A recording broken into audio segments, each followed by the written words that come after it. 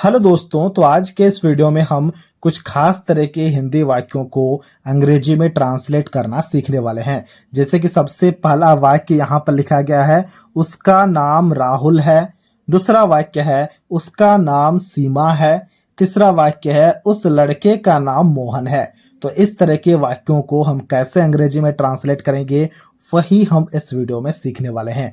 तो ये वीडियो बहुत ही मजेदार वीडियो होने वाला दोस्तों, इसीलिए इस वीडियो को एक लाइक जरूर कर देना।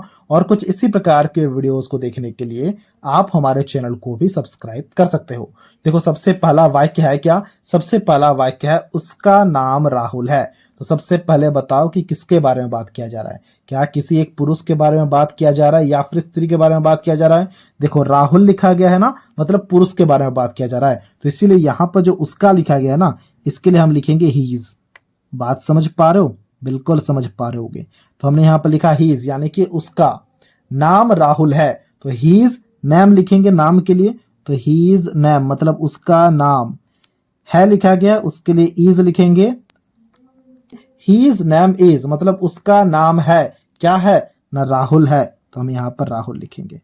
बात समझ पा रहे हो? बिल्कुल समझ पा रहे होगे। तो हीज नेम इज राहुल हो गया, उसका नाम राहुल है का अंग्रेजी में ट्रांसलेशन। इसी प्रकार से देखो, यहां पर दूसरा वाक्य है, उसका नाम सीमा है। अब यहां पर जरा ध्यान से देखो कि किसके बारे में बात किया जा रहा है। क्या किसी एक पुरुष के बारे में बात किया जा रहा है या फिर स्त्री के बारे में बात किया जा रहा है? स्त्री के बारे में बात किया जा रहा है, क्योंकि सीमा लिखा गया ना। तो यहां पर जो उसका लिखा गया है, उसके लिए हम यहां पर लिखेंगे हर।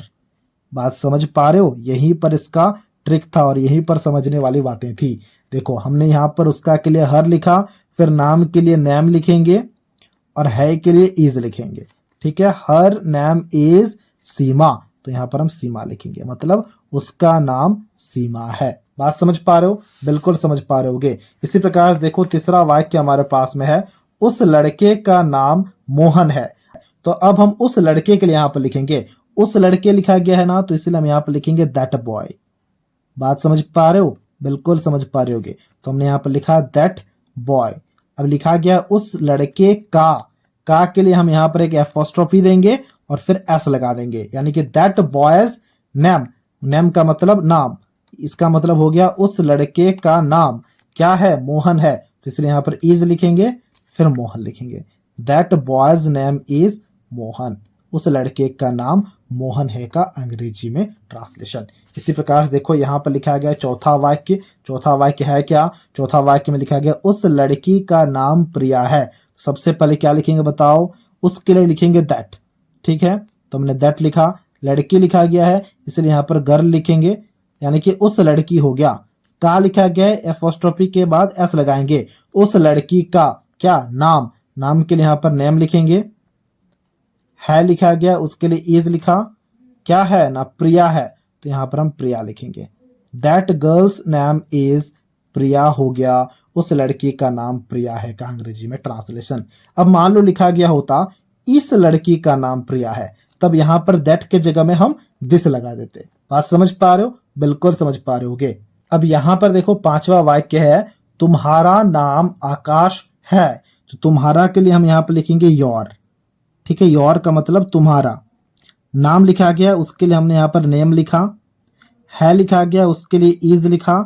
योर नेम इज मतलब तुम्हारा नाम है, क्या है ना, आकाश है। तो यहां पर हम आकाश लिखेंगे। बात समझ पा रहे हो? बिल्कुल समझ पा रहे होगे।